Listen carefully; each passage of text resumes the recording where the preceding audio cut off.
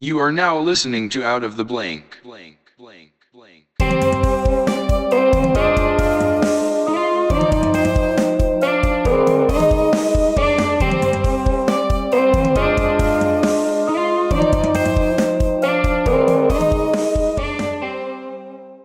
And we are live, Chuck. So, Chuck, I've known you all these years now. It's about to be 5 years of me going to the gym every single day on December 30th. And I still don't know your last name. It's Gochnour. Gochnour. It's German, one of those tough German names. I wanted to really talk to you about you bodybuilded for how many years? Competitively for about 18 years. Yeah. And you said you're a personal trainer, like that's your career. Yep. Was that inspired by just your history of going to the gym? Absolutely. Yeah. It was just, I did early on once I started the bodybuilding and I was getting some notoriety in the bodybuilding world, people would approach me about advice, diet and workouts and things of that nature. And I was working at a gym part-time, so I just saw it as an avenue to give my knowledge to other people to not just bodybuild, but certainly if they wanted to, I could put them on the right path for that. But that's not everyone's goal is to be a bodybuilder or power lifter, but just to get in better shape. I mean, everybody wants to drop their body fat and feel better and look better. So I just saw it as an avenue, career-wise, to pursue. You just really wanted to kind of help people. Yeah, and you definitely nailed it. I saw you were showing me pictures of yourself. I was like, Chuck, do you have any that aren't in a Speedo? But I mean, like, I would understand, man. You were ripped back in the day. I mean, you're still in good shape. But I think the one thing that stayed the same was your legs. You have some insanely ripped legs. I saw you the other day when you were wearing shorts. I was like, Chuck, whoa, had these calves. The main thing for me when I got started was I was definitely picked on in high school for being really overweight, and my dad's like, to the point where I just wasn't eating.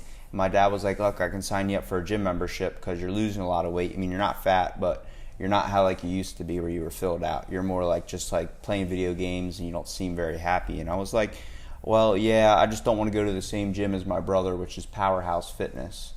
And he ended up signing me up here because we lived in Ocean City, and then been coming here almost 5 years now, and it's definitely changed my life. It's definitely a stress reliever. Mm-hmm. And now your whole scenario, where'd you grow up at? In Salisbury. You grew up in Salisbury. So when you first started in the gym, how old were you? Well, when I was in high school, just to go back that far, I played, I wrestled and, did a little bit of sports, but mainly it was didn't have a way to stay after school, so I wasn't involved in a lot of school activities and stuff like that. But I was doing drawings. I had grew up reading comic books and stuff like that, so I would draw, the characters and to as a hobby. And just to kind of take that a little further, I saw a bodybuilding magazine, and of course these guys were, extremely low body fat, and I picked up a couple of the magazines just to use as anatomy to learn how to draw body parts and things like that. And so I'm looking at it and I'm like, God, I could probably do this. I know a lot about it now just by reading. Eventually you're not using it just for the drawings, but you start reading the articles and things like that. So, it was like pictures of Arnold and, other bodybuilders of that time. And so when I got out of high school, I was boxing for a couple years in DC, and then joined a gym after I started doing that. But I had, a lot of knowledge of working out, and started working out there. And the owner was a competitive bodybuilder, and he approached me one day and asked me if I'd ever thought about, competing in bodybuilding. And I said, no, not really. I, I'd been a boxer and wrestler and things like that. And he said, well, I think you have the genetics to do it. So I started working out with him, which increased my knowledge, just, not only getting the book sense of, how the body works, but, someone that had actually done it. So started working out with him, and 6 months later I went in my first bodybuilding show and won my weight class. So I got kind of hooked after that. How the weirdness, because I've heard some stories from, you've told me some things, and a couple people that work out here that used to do bodybuilding competitions, like Sean, and they were telling me like the things you don't realize that go into a bodybuilding workout show. You have to get a posing coach. Like, did you ever have a posing coach?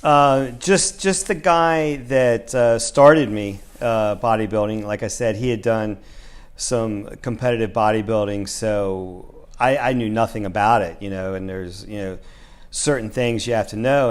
And I always tell people, if you're interested in doing that, go watch a couple shows to see how, the format that they use, because there's different rounds that you have to prepare for. And you not only have to prepare your body by getting the body fat low and getting spray tan, looking on. Yeah, it's a lot of detail stuff that if it's close between you and another competitor, if he's, his tan's better or his posing is more polished, or even if the light is just hitting him in a different way than it's hitting you, that can be that crucial aspect. It takes a lot of experience to do well at that level. And so yeah, he just showed me. I mean, they have something that's called they have 3 rounds, and the first round is you're just standing relaxed, or semi-relaxed as they call it, and they have you face front, do a quarter turn to the right so they see the side view, and then the back view, and then the other side.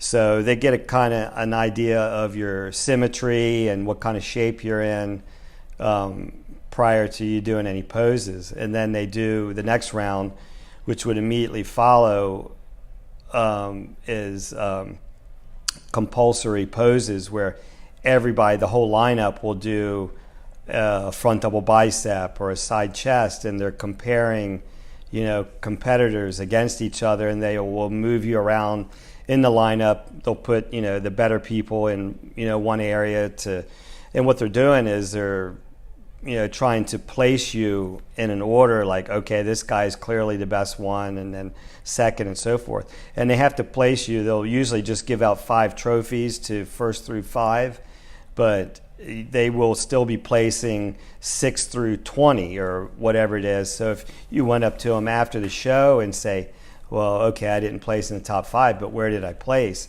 They would have that calculated and tell you, what you needed to work on, or to improve for the next show. And then the third round, which would be for the night show, that's more for the audience. You actually put together a routine to music. You can pick, your favorite song or something that what was your favorite song? Inspires you. Well, I used a lot of Metallica. There you go. But sometimes I would use classical music. Sometimes I would mix it up and have something slow and more methodical in the beginning, and then, as the routine went on, I would ramp it up with some Metallica or heavy metal. Have you seen the UFC fighter? His name's Mickey Rourke, that comes out to that song, "Oh Mickey, you so fine." Yeah. That's, and you got to think that's got to be like a type of a way to get into your enemy's kind of head before the fight. Like you walk out to something like classical music or opera in a UFC fight. And they come out to "Here Comes the Boom." Yeah. It's a little bit of like, this guy doesn't even take it serious. And it gets the crowd into it. I mean, by the time, they've already made the decision with bodybuilding, like from the first 2 rounds. Now, if you have a competitor that's real close and you're tied with them going into the night show, it could come down to who has a better routine, who has a better rapport with the audience. I mean, you're the night show is mainly for the audience, and you to just show off your hard work. Well, I mean, besides the judges that are judging you, the audience is judging you as well. Like, I feel like the judge's opinion of you goes in with the same thing with the audience. If the audience is screaming, yelling at you, screaming your name and everything, that's obviously going to turn the judge's decision towards you a little bit more than... It can, but, sometimes somebody will bring...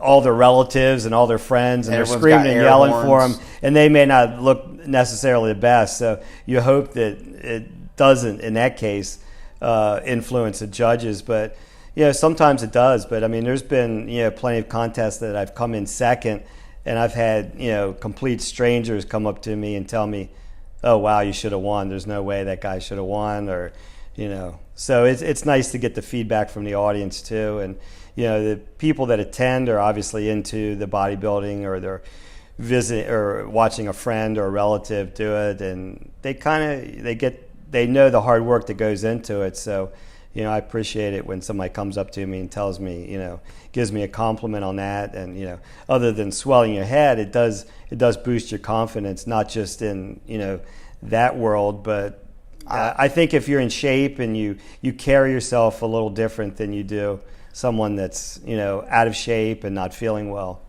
I definitely appreciated it. It was like last year around this time, you came up to me and you gave me that bodybuilding flyer, the one for the competition. You're like, you should check this out or whatever. But Sean's the one that mainly got me to even ask you about it. Like, do you know anything about it? And you were like, yeah, I got this for you. I can get you one. You did.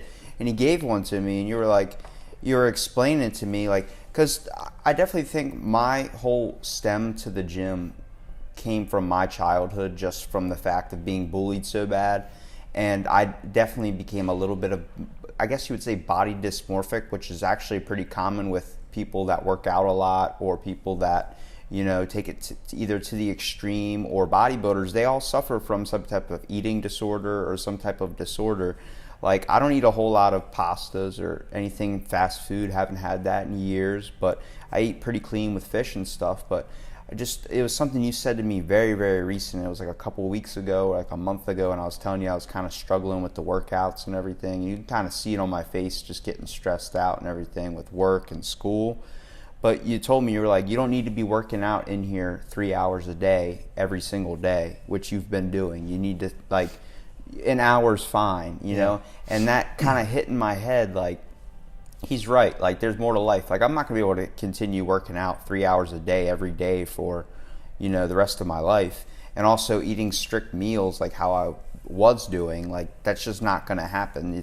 You're gonna get older and you're gonna want to experience life. And I realized, like, if I want a Ben & Jerry's ice cream, go eat a Ben & Jerry's ice cream. It's not going to mean, it's definitely a rough change trying to think like that. But I'm like, a slice of pizza is not going to kill you. Even though I'm not a big fan of pizza like most people are. But it's like, still, if you want something, it's like, because back in the day, I used to be so strict on my diet. If my mom or somebody brought home fried chicken or something, I hadn't had it in forever, I would end up freaking out and like having like a little bit, and then end up binging on it, and then end up having to like come into the gym right after I ate it and try and run it off like it was gonna immediately turn into fat. And I was like, I started researching articles, I think a couple of years ago, about that, and it found out all these bodybuilders that have all these like inside mental problems from this. I'm like, there's a good part about bullying when it comes to having me to get the power to step into the gym and want to change myself, but then there's an extreme to it where it's like,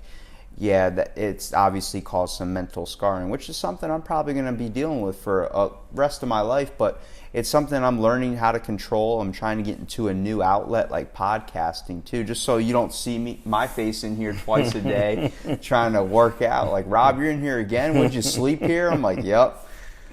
But it's stuff like that. It just, I definitely found like no one in the world would have thought that my workout passion would have been lifting weights or going into the gym at all. With how bad I was into video games, killing a whole bag of Doritos in one sitting and drinking Mountain Dew like it was water. It was insane. And like you were saying, you were drawing Marvel comic type stuff, like superheroes and stuff. And I know your fascination with Marvel comics, which I want to talk about. I definitely think at another time when we do have more time. But I do want to ask you one question on that. What's your favorite superhero? Iron Man. Really? Not even close. Iron Man. That was one of my first comic books when I was 10 years old. A kid had in school, and it was another one I can't quite remember now, but that was one of the first comics that I had was Iron Man, and we're talking 1974. So they were like 15 and 20 cents.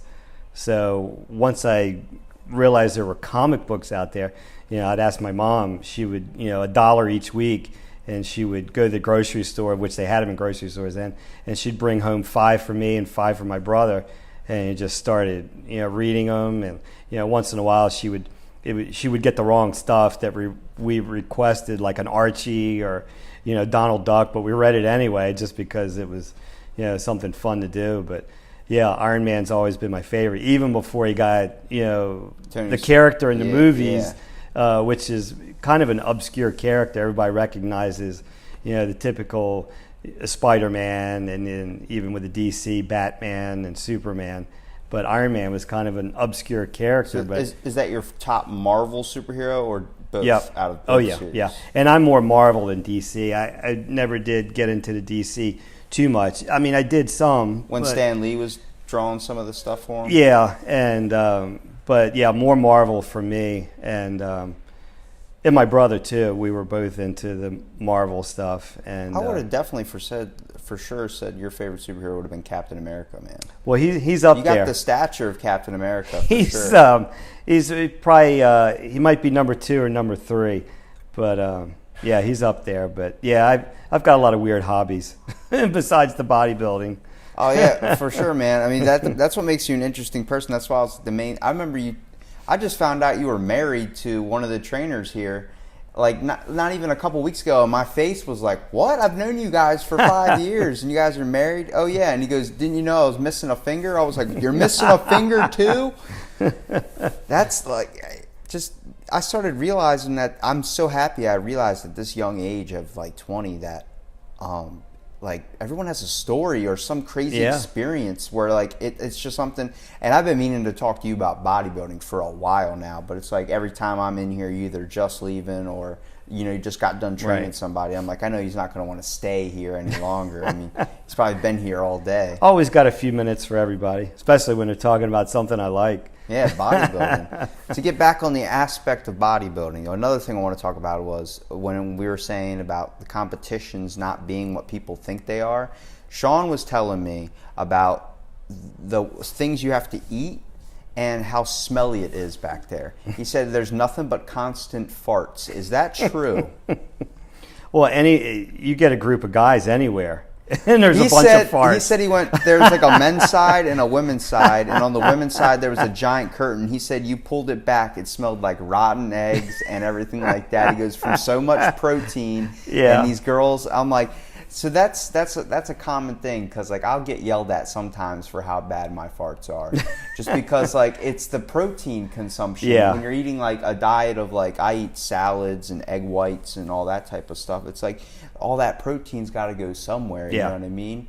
And then what your diet as a bodybuilding when you were growing up was what? Potatoes, rice. Well, as far as protein goes, and keep in mind, all these crazy diets you see now, the Atkins diet or these low carb or keto diets, these are things that had been done by bodybuilders 30, 40, 50 years ago. Bodybuilders know how to eat, and someone just, we called it something else, but someone's just marketed it differently, and it's like, oh, this new diet, try it, it's this keto diet. But I certainly don't advocate that for most people, because I feel like you need carbs, but not an abundance like most people eat. But as far as proteins, it was mostly egg whites, chicken, canned tuna, and if you had access to any fresh fish, again, tuna and swordfish and things like that. Carbs, oatmeal, brown rice, sweet potatoes, and pretty much any kind of vegetables. See, I can't do I eat tons of vegetables. Every meal I eat vegetables, and I eat fruits. That's basically my carb source. That, and I have a very guilty pleasure for sugary cereal. Any type of cereal, Kellogg's. My favorite's Honey Smacks, but then they had the salmonella thing where they pulled them off the shelves. Right. And yeah, that ruined it for me, because I can't find a box anywhere anymore. But like like cereals like that in general are my guilty pleasure. I eat so much fruit, pineapple, cantaloupe. I'll eat everything that's a fruit basically, except grapefruit because it's too sour. But like before a workout, that's what I'll have with a little bit like egg whites, protein, something.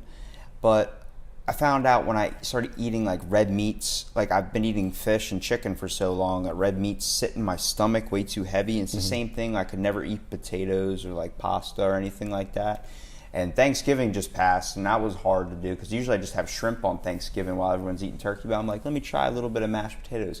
Man, I feel that 3 days later, dude. Yeah. I don't know what that is. I don't know if it's because I've just trained my body to, live off fish and stuff that usually digests in like 60 minutes. But like when you're eating potatoes and stuff, that stuff stays in there a long time. But I mean, it's a good food. Like I found if I incorporate that with like a workout, like a good, nice, hard workout, and I have something like that instead of having the usual what I would have, there was a weird effect. Like I wouldn't gain fat on my body. I'd actually gain more muscle. I would notice it difference in the mirror, even though in my head I was thinking this is just going to get put in the fat because I haven't had it in forever. And it's like a slice of pizza or something. Even if I had a slice of pizza after a workout with my normal post-workout or something, I noticed that it affected my body in a positive way. I don't know if it was because my body hadn't had it in forever and it was probably burning it. Well, that's part of it. I mean, your body's going to react if you're trying something different. But back to the protein,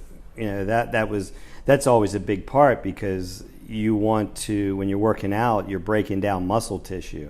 So protein repairs it because the amino acids. Yes, exactly. So you got to have adequate protein. Now you can also take in too much protein. That's why everybody's eating habits and diets are, you're unique. I could get away with eating more carbs than a lot of people. I know a lot of people would restrict their carbs. Because anything in excess is going to be stored as fat. Yeah, but proteins being definitely a major part of muscle building, and like you said, you were getting away with carbs. Eating a few of those. I didn't realize how important carbs are definitely for energy source. Like I think I prioritize more carbs now than I do with proteins. I definitely try and eat my weight in protein, like every meal, try and aim for at least 30 grams, but vegetables too. I was usually just eating celery, and that's no nutritional value. It's more like you're actually burning more calories eating it because your stomach takes so long to digest stuff like that. Yeah, but I started realizing like I was burning off more calories than I was consuming.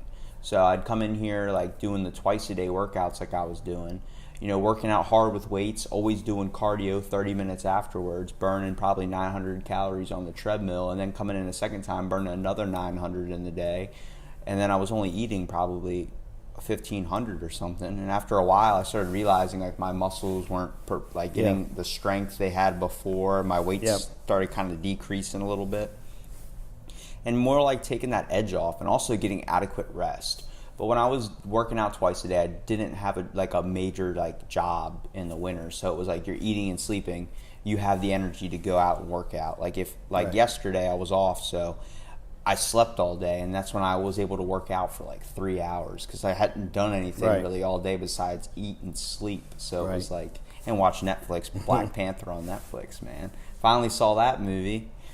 Dude, I like I said, we got to definitely podcast again just so I can get the whole Marvel scoop with you because we could talk about superheroes for hours, man. I was last night, I was like, what's some good facts Chuck would know about Marvel comics? And I'm looking at all this stuff. But bodybuilding, man, I mean, you don't suffer from any mental disorder from bodybuilding at all?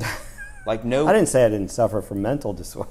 Well, I'm not saying you're crazy or anything, but just looking at yourself in the mirror, there was no. And I think as I've gotten older, I'm 54 now, so my bodybuilding competitive years were 20 to 38, and I think that was the last show I did was at 38, and.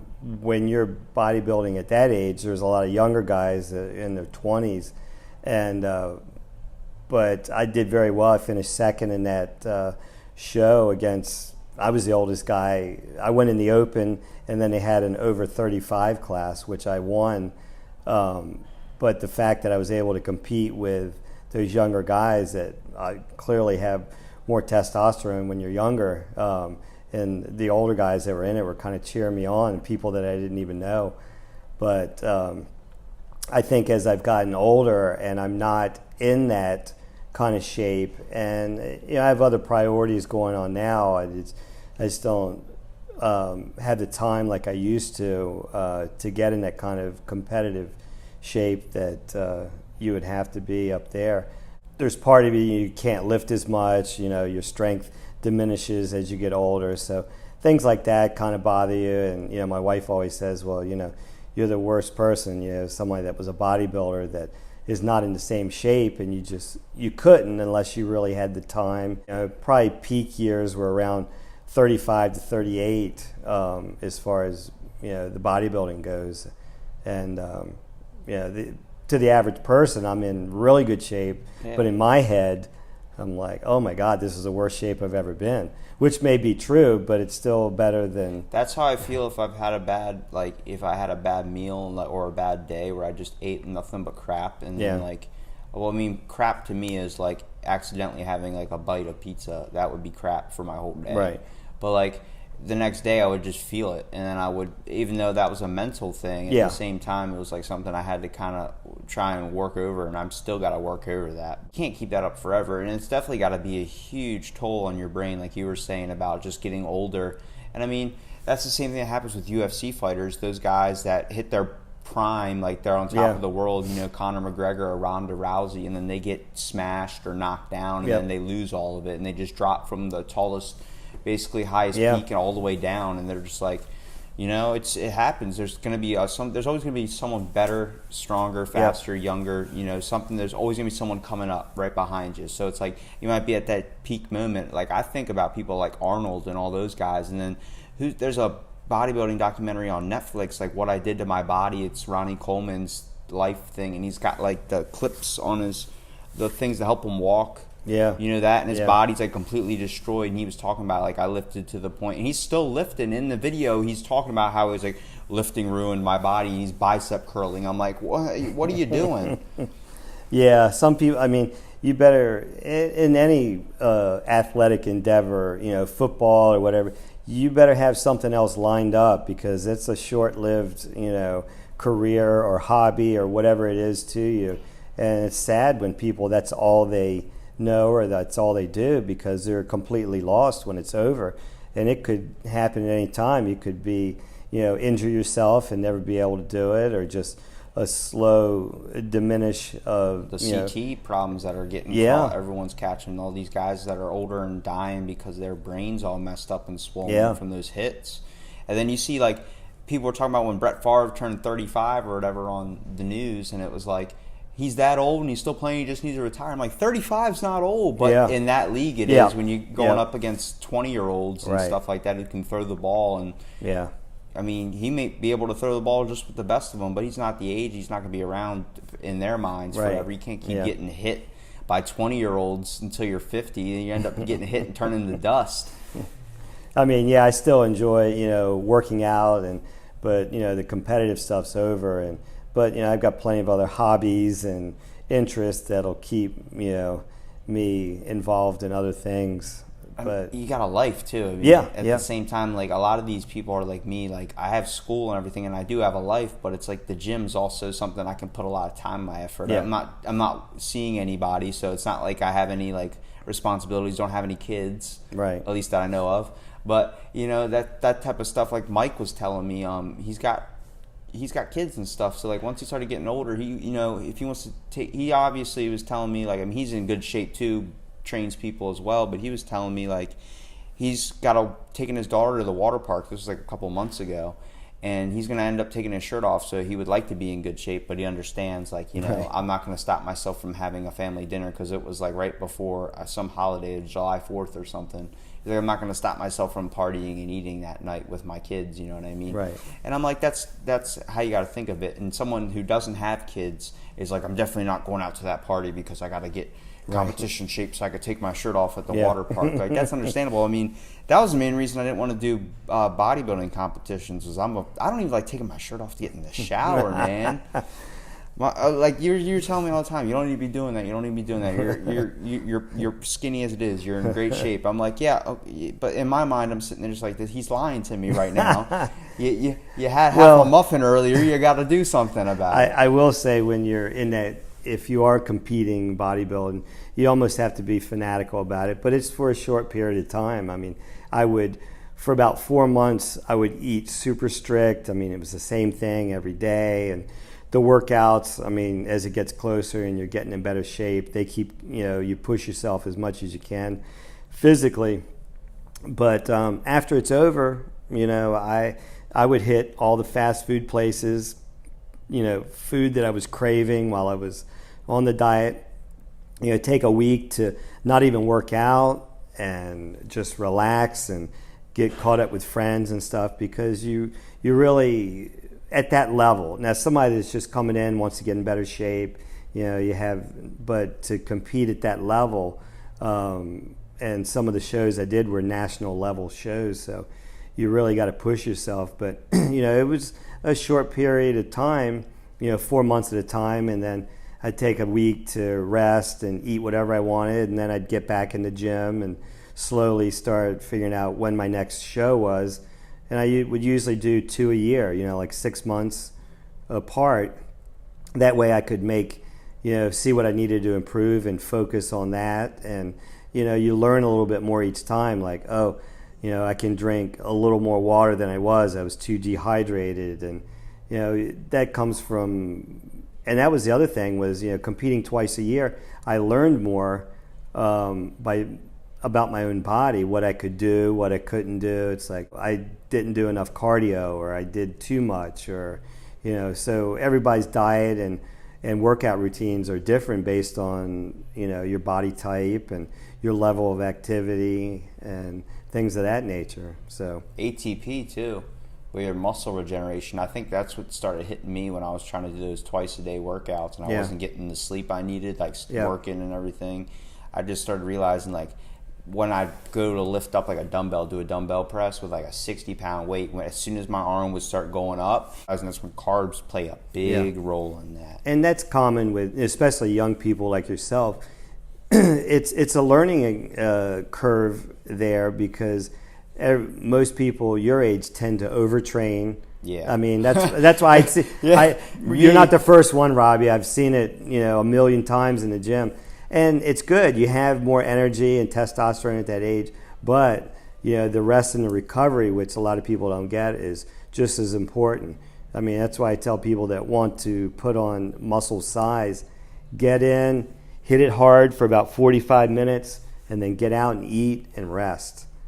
And then, think about what you're going to do the next day. That way you're fresh. If you come in for 3 hours, you're going to be more tired.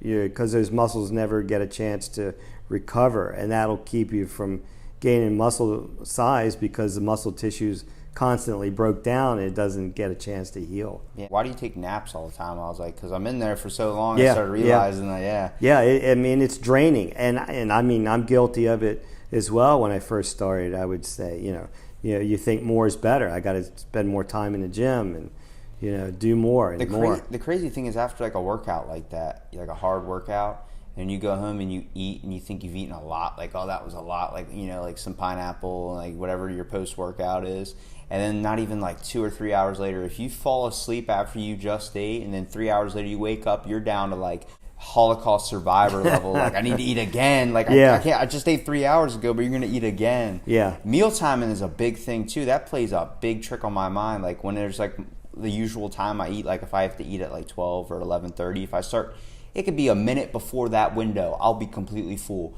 Then as soon as that window hits, bam, like my body's like, you're starving right now. And I don't know if it's because I eat a lot of salads, so it's like that they all get digested at like the last minute, but it's like, I don't know if that's just a mental thing too, but that's a common thing with bodybuilders too. When they all pull out meal containers, you see a guy eating rice and chicken in like a middle of like a conversation. Hold on a second. Pulls out his little thing, gets a little teriyaki sauce on there, starts eating. It's like, what? It's time to eat. Yeah, and everybody functions better with a plan. You tell people, especially that, because to me the diet is the main part of how you look. I mean, you can come in and do a workout 3 or 4 times a week, and you'll look pretty good if you're eating right. But that's, the part most people fail in. And that's the hardest part, because, the workout's over and done with after you leave, but that eating is potentially all day long. So you got to feed your body when it needs it, and you got to not... Make sure you don't binge and crave later, because that'll end up ruining your results. That's a thing I actually put on Instagram of abs. I was like, abs are 20% workout, 20% nutrition, and then it's like 60% lighting. Because it's true. The only time you see those bodybuilder guy types that look like that, and I used to think that they had that all the time. They do not have that all the time. They drink a glass of water, they drink a soda, they drink a Diet Coke or something, those abs are gone. As soon as they eat, those abs are gone. It might come up later in the day, but I mean, any type of water, bloat, that's usually them when they're shrunk down from sweating a hard workout, no water retention at all their water's out of their body, and it's them in the light of the gym, physically hitting them. I started realizing that with my abs. I was like, I do have abs, but they only really show at that point. And then, like, once I drink some water or something and that bloat comes on, when you start retaining water, it's like it goes away. I mean, and genetics plays a part in that too. I mean, I had abs when I was 11 years old just by running around and jumping. And, if your body fat's low, which, a teenager, I mean, every guy should have abs.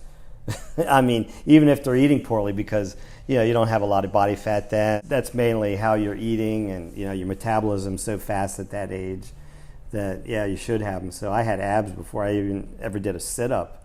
I remember those days I used to be able to kill like Mountain Dew and Doritos and not gain a single pound. If I did that now, dude, that would hit me hard. I haven't had that stuff in forever. And it only gets worse as you get older. I think the first show that I did, my body fat was so low already. I think I ate strict for 2 weeks before the show. See, I've been eating strict. Like, I didn't know people go into these seasonal things where they just eat like that before a competition or getting prepped for a competition. I've been eating like that for years, so it's like I thought that's always how you had to eat. So I've constantly been at like a good like competition level, and then next thing I know, I'm just like, I need to start enjoying life. You end up being like getting like depressed, where you're like, I don't even look at food as food anymore. It's more like calories at this point. Well, typical, you would eat more calories and more protein and a little bit more of everything, fats, to gain weight and size in the off season to get bigger. Because that was the goal. You wanted to get as big as possible, but as the competition approached, you wanted to have your body fat as low as you could, but retain the muscle that you gained in the off season by lifting heavier or more protein and getting a lot more rest. All those things factor into making the muscle bigger. But at the same time, if you can preserve the muscle when you're dieting to get the body fat low, that's difficult to do as well, because I would know guys that would put on 30, 40, 50 pounds in what they call the off season, and then have to make a weight class, and what they would do is not put on as much muscle as they thought. They put on more body fat, so they ended up losing muscle as the contest approached, because they had to lose the weight to make the weight class. So I would never go over like 20, about 20 pounds over where I wanted to be, and then just lose, 1.5 pounds to 2 pounds a week leading up to the competition. That way, if you do it slow, you're losing body fat and you're preserving the muscle. That's a big mind game, man. I mean, it's a lot. Some people are genetically gifted and they don't have to go into as much detail, but the guys that really are smart about it are the ones that end up looking better. There was a guy in here like a couple of years ago, like really ripped, like black guy, just came in here, did 10 pull-ups. He's here probably 3 hours, about as long as me, and did 10 pull-ups, and he just kept doing 10 pull-ups every like 20 minutes or so, and then sitting on his phone. And this guy was ripped. I mean, he looked like a superhero character. Like his waist was so small, like the size of a Coke can, but he had the biggest lats and everything. And I'm sitting there like, how are you doing this? And I'm sitting there working out hard, and he goes steroids. And he said that to me, and I'm like, like when you hear that, it's like, what? Like you're joking. And he's like, no, I take steroids, man. You don't get like this. And then like, look at that. And he's sitting there, then ends up eating while he's doing his 10 pull-ups. He did 10 pull-ups, sat down, just started eating. And this was right in the weight room over here. So I was like, oh my God, like, are you serious? He goes, you just do a little bit and then eat. And I'm like, that's how you maintain it? That's ridiculous, man.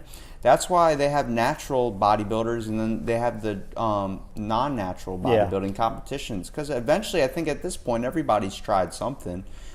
Well, you know, the obvious thing is that they work, you know, as far as putting on muscle size and, you know, getting will reduce body fat depending on what it is. But, you know, the guys that do well in bodybuilding have good genetics to do it to begin with, and then if they're, you know, working out hard and then they are taking the right supplementation, and then if they get into the anabolic steroids, then yeah, it all works, it all helps. But you know, someone that is not genetically gifted, that I've seen people that would take drugs and steroids to increase, and it didn't do as much for them as it did for the guy that was genetically gifted. And those are the guys that end up looking like Arnold, which, you know, all those professional bodybuilders. They did end up trying some steroids. Oh yeah, absolutely, all of them. Yeah, steroids. All of them. And it's, you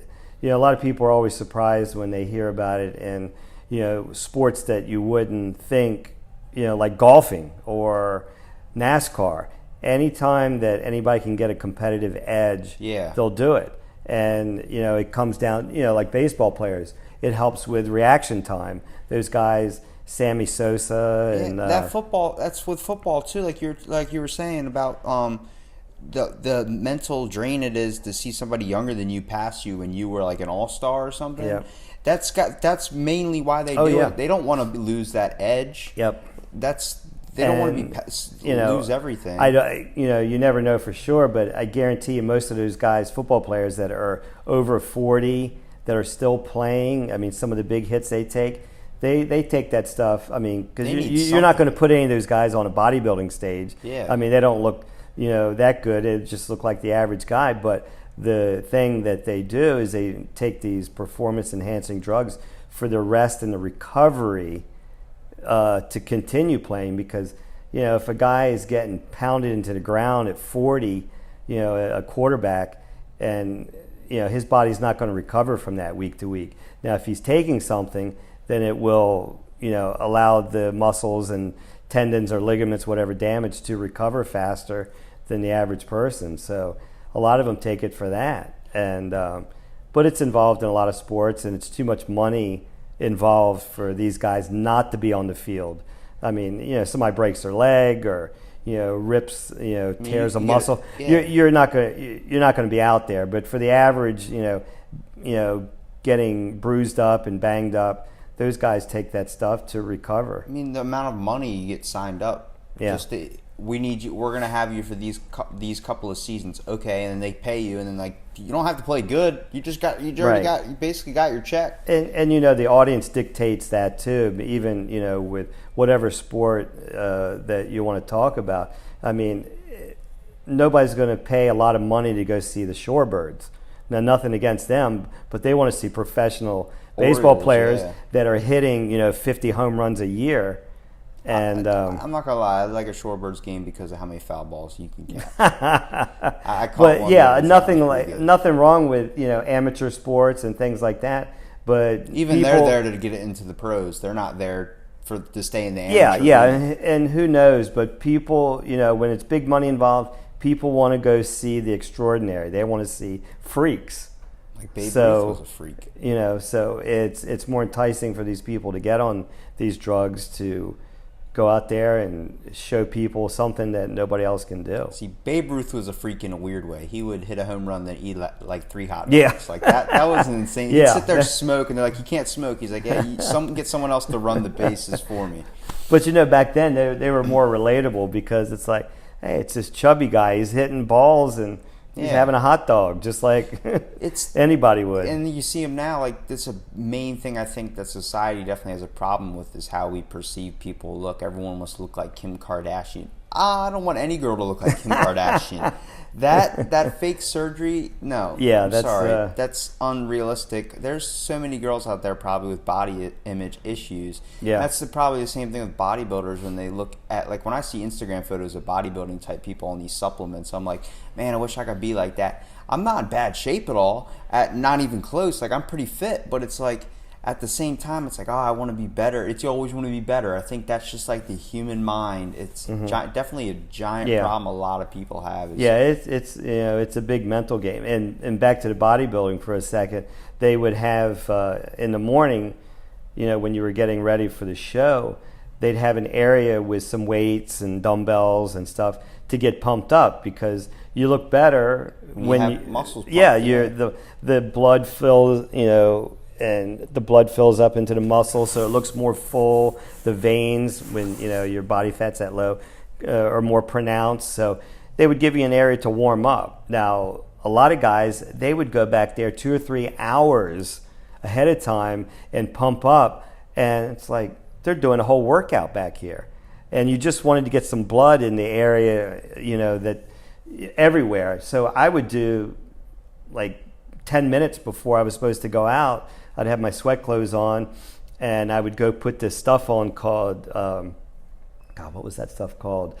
But anyway, it would warm up. It was like an oil, but it was warm. Like a gel. And everybody used it. I can't remember what the name of it was, but everybody used it to, get your body warm. Canola oil? No, it was a special, but it was warm, like it would warm your body up, so the veins would stick out anyway. So everybody used it back then, but I would go find a booth somewhere, strip down, put this oil on, and then I'd put my sweat clothes back on and do like a light, pump up for about 10 minutes, and then I'd take it off and touch up where I needed to put the oil on again. Coming out, and then I was ready.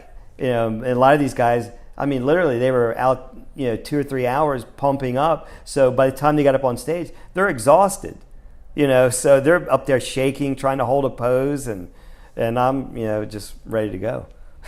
Chuck, you had him planned out, man. Yeah, and it's a mind game. And there was one thing that I used to do also. I would, because a lot of guys, they would show up and you'd see what they look like. They'd show up in a tank top, and it's like, oh man, that guy's got some big arms. You'd wear jackets. I'd stay covered up the whole time, and then if I felt like maybe intimidating someone, I would take my pants off and walk around, which is weird in itself. Walk around in a Speedo and show them how big my legs were. Oh my God! And they would I could just see their face, because it was like they were just despondent all of a sudden. They're like, oh my God, look at that. Are your kicks powerful because of that? Like, do you have a strong kick? Yeah, I mean, and I'm 5'5.5" on a good day. I'm not tall either, trust me. What's that? I'm not tall either, trust me. But I can jump really high because of my calves. And so I would play indoor volleyball, so I would jump up and block some of these guys that were 6'2", 6'3", and they couldn't believe that I was getting up over the net, blocking their shots. You probably dunk on some people, man. Dunk on some pros. You just see Chuck running in the NBA. That's crazy, man. That's funny that you would intimidate people with your calves, for sure. That's a great... And my thighs, they used to call me Quadzilla. Can you break a watermelon with them? Just stick a watermelon probably. in and crack it? See, I always, when someone would show a picture, like if I had on my Instagram, I posted up an ab picture, and then they would see me in the day, they'd be like, why do you wear those big jackets then? I'm like, mostly because you get cold pretty easy. Like when you're at a low body fat. Yeah, when your body fat's lower. It's 80 degrees out. You have your heater on in your room. I'm like, I'm a little bit cold, especially when you eat something like frozen fruit or something, and that goes in your body, and then it's digesting. Like it's like eating a whole thing of ice cream. Kind of your whole body temperature, core temperature goes down. After a workout, I'll be sweating. The cold, I guess. It's just I'm wearing all these big jackets, and people are like, "You have abs?" I'm like, "Yeah." And then I show them, and they're like, "Oh my God, like, I don't see that under there. Why aren't you wearing something skin tight?" I don't like anything tight on me either. I hate that weird feeling. I feel like it's pinching me. You know what I mean? I like wearing like loose clothing, like a sweat jacket. I like being comfortable, not feeling like I need to go flaunt my body out. It's the main reason why like I see all these kids on the boardwalk taking their shirts off, and I'm like, I'm in so much better shape than you, but I would never take my shirt off like this. Yeah, and even when I was, in really good shape, I stayed covered up, 90% of the time, unless it was, really hot. But, I'd have friends that would walk around like they were carrying the invisible luggage, lats flared out everywhere. They'd wear a tank top and shorts. Invisible I'm like, luggage. You're in the grocery store. You're at a funeral. Cover up for God's sake. Exactly. And I think there's only really, like, I've only seen one type of person be able to pull off a tank, or two types. One, the really, really super fit guy with a huge jacked arms where it's like, okay, obviously you just do bicep curls, so I can see you wearing a tank top. Or a really, really overweight guy that's like a farmer and he's wearing like just a tank top like that. For some reason they can pull it off. Even though they don't have ripped arms, it just works for them. Yeah. It's like the stereotype for the white tank top besides like a gangster. There's not many places you should be able to get away with wearing the sleeveless shirt. And living in Ocean City, man, you see that all the time on the boardwalk. You see all those kids wearing the shirts with the cut sleeves, or they just won't wear a shirt at all and they have their pants hanging down trying to sag. Oh man, I see those kids and I'm like, what are you doing? And then they're very obnoxious, like with their shirt off, like take a picture, bro, take sideways hat. Oh, that just angers me. Yeah, makes me wonder. It makes me know why that older people hate my generation. It's good people watching. Yeah, it's one thing to be bizarre, but don't have an attitude. See, that's the main thing when I started talking to more people at the gym, becoming a little bit more open, which I've been doing like the past couple of months, just starting like, not really like, mostly when I'm in here, I'm just trying to work out and get what I need to get done, just like everyone is. But I'm trying to be also like, I see all these people that I'm working out with, I'm like, I might as well start talking to them. I see them every day, and besides talking to you or someone, just introducing myself, met a couple people like Kate and all these people, that older moms that come in at night, and then some older people, ran into Frank. Right. And like these guys, I'm like, they all think of my generation probably as this kid, like, punk kid's gonna kick the door open. And then like I was at the Dollar Tree and held the door open for some elderly man, and the elderly lady that are working there goes, I won't expect a kid like your age to do that. And I'm like, yeah, well, I mean, why wouldn't I hold the door for someone that obviously is struggling? I mean, I'm not in a rush anywhere. It's my day off, so I don't really care. It's just normal manners, but yeah, you're right. People aren't expecting it these days.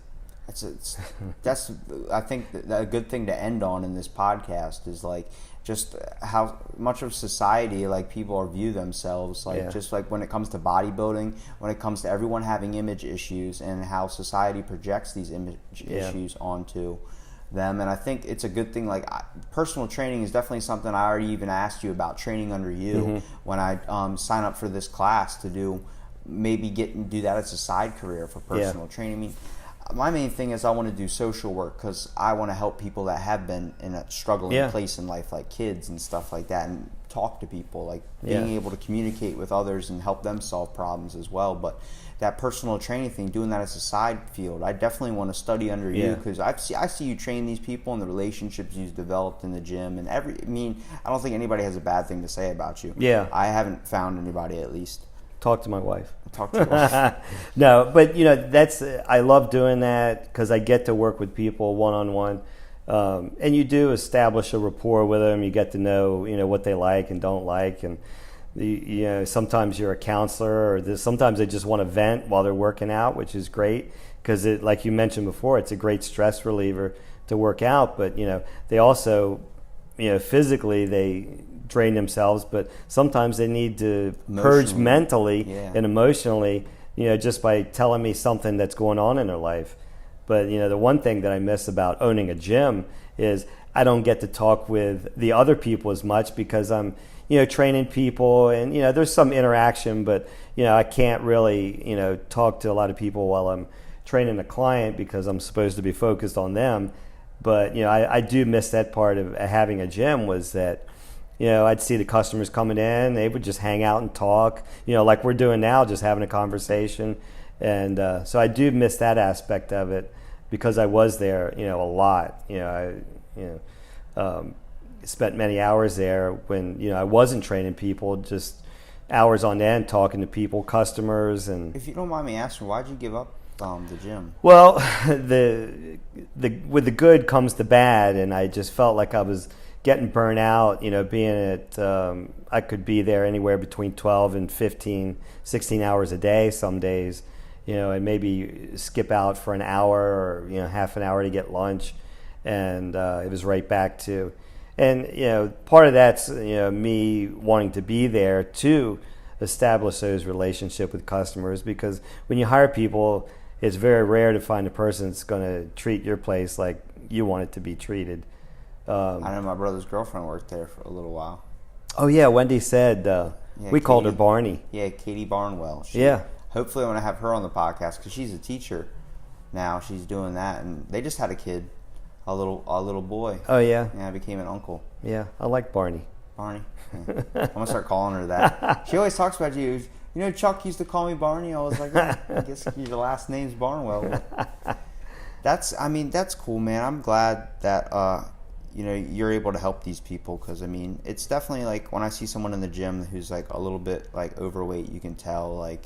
And they're looking at all these people that are in here. Like, you see kids my age that come in wearing tank tops, even though they shouldn't be wearing tank tops.